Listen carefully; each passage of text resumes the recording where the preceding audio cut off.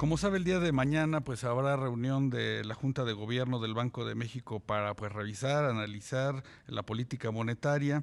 ¿Qué esperan los mercados sobre esta decisión que pues está, digamos que en una coyuntura pues por demás interesante, sobre todo por los incrementos de precios de las últimas semanas? Bueno, pues para explicarnos la importancia de esta reunión que tendrá mañana Banco de México, nos acompaña esta tarde Alonso Cervera, economista en jefe para América Latina de Credit Suisse.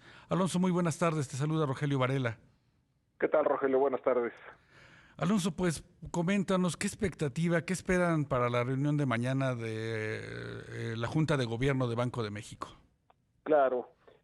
Bueno, la expectativa en el mercado es que el Banco de México dejará sin cambio la tasa de referencia, la tasa objetivo de la Sí, política monetaria, está en 4%, y todos los participantes en el mercado, a juzgar por las encuestas, estamos viendo que mañana no habrá cambio en esta tasa de referencia.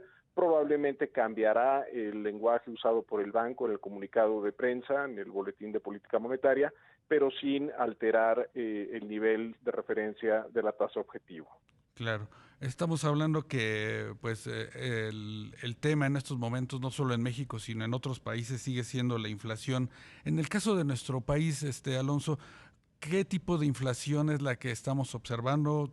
¿Es un fenómeno monetario, es decir, exceso de liquidez, o son otros factores lo que explican el crecimiento de los precios? Yo creo que lo que está pasando en México, estamos hablando, tenemos una inflación del 6.1% en abril, Sí, refleja una base de comparación muy baja. El año pasado, en abril, la inflación anual era de apenas 2%, se colapsó la gasolina en ese entonces. sí, Entonces, en parte estamos viendo un efecto base muy bajo, una base muy comparable, muy baja. ¿Qué está pasando en México con la inflación? Prácticamente la mayor parte de las sorpresas adversas de inflación, los resultados más altos de lo esperado en la inflación, han venido por el llamado componente no subyacente. ujú, Precios volátiles, como todos los precios energéticos, los sí, precios de la gasolina han subido mucho a principios de año. Los precios agrícolas han venido subiendo, especialmente en abril, fue un muy mal mes.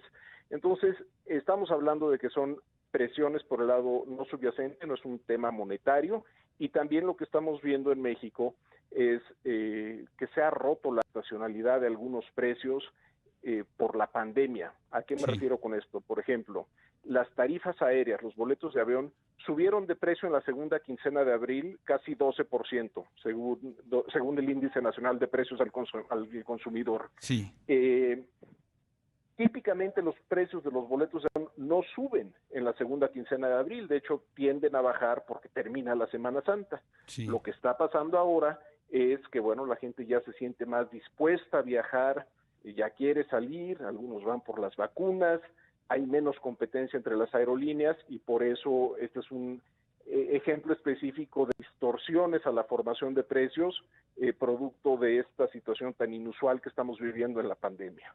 claro. En el tema de los alimentos, que como tú dices, Alonso, forma parte de este no subyacente, de estos índices no subyacentes de precios, ¿consideras que todavía habrá presiones adicionales? Vemos, por ejemplo, el caso del maíz en las cotizaciones internacionales, prácticamente todos los días hay incrementos. Sí, lo que vamos a ver por el lado de precios de alimentos, yo creo que hay presiones externas e internas. Por el lado de las presiones externas, bueno, son los precios de materias primas, el precio del maíz, del trigo, de la soya, que vienen subiendo, como tú mencionas, día con día y Sí, no se ve para cuándo se empiecen a estabilizar. Eso te puede poner algo de presión en algunos precios en México, pero es otra vez relacionado a las materias primas en niveles o en mercados internacionales. sí, La otra fuente de presión tiene que ver con la sequía en México. Tenemos la sí, peor sequía en 10 años. Desde el 2011 no teníamos una sequía tan pronunciada y típicamente lo que vemos en México es que a mayores condiciones de sequía, mayores precios agrícolas. ¿Por qué? Porque se te afectan las claro. cosechas. Entonces yo tengo ese temor que las presiones alcistas en precios agrícolas en México puedan persistir. Hay muchos precios clave, por ejemplo, el jitomate, el Ujú, tomate verde, que parecen estar todavía muy baratos comparado sí, con sus precios históricos.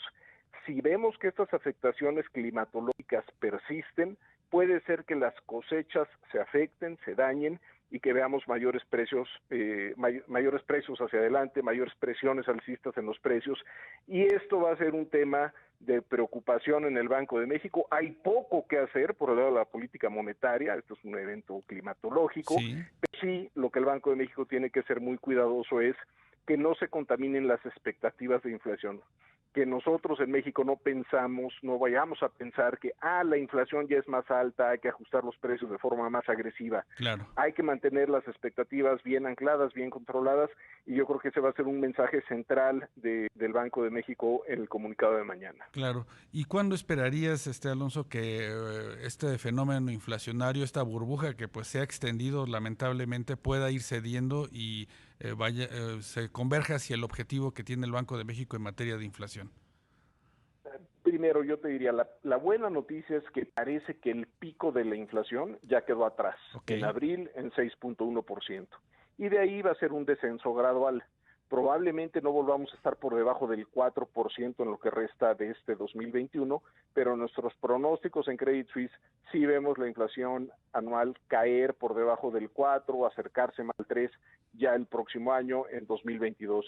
Esta es la expectativa que también comparte el mercado, a juzgar por las últimas encuestas de expectativas, y en general lo que puedo concluir es que nosotros, los economistas, en Credit Suisse, en otros bancos, vemos que estas presiones de inflación parecen ser temporales, durarán un año, 2021, pero que a partir del 2022 veremos cifras de inflación más cercanas al objetivo central del Banco de México, que es 3%. Claro, y ya en el tema de las tasas de interés, que como tú mencionas, pues se quedarían sin cambio, ¿cuándo vendría el próximo movimiento de Banco de México y en qué dirección sería, Alonso?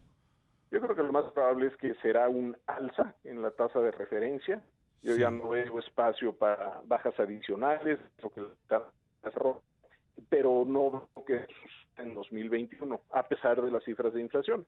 Yo creo que se dé finalmente un inicio de una restricción monetaria en México, de un ciclo de restricción monetaria, será tal vez 2022 o más adelante, y está muy ligado a lo que hace, por ejemplo, la Reserva Federal en Estados Unidos. Siempre sabemos que nuestro Banco Central mira muy de cerca ese diferencial de tasas entre México y Estados Unidos.